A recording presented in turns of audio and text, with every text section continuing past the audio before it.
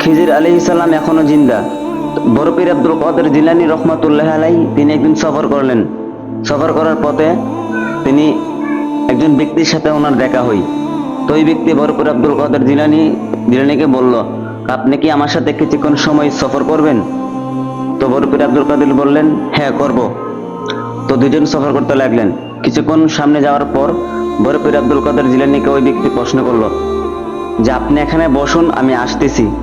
একথা বলে ওই ব্যক্তি চলে গেল। একদিন, 2 দিন, 3 দিন, 1 মাস, 2 মাস, এভাবে একটা বছর কেটে গেল, ওই ব্যক্তি আসে না। 1 বছর পর আসলো, এসে দেখলো বড় পীর আব্দুল কাদের জিলানী রহমতুল্লাহ আলাইহি তিনি এখানেই বসে আছেন। তারপর ওনার সাথে ভাই অল্প সময় বসে থাকলো। বসে থাকার পর ওই ব্যক্তি আবার বড় পীর আব্দুল কাদের জিলানী রহমতুল্লাহ আলাইহিকে বলতেছে, তুমি বসো, আমি আবার আসতেছি। একথা বলে আবার চলে গেলেন। 1 মাস, 2 মাস চলে গেল। আবার 1 বছর পর আবার ওই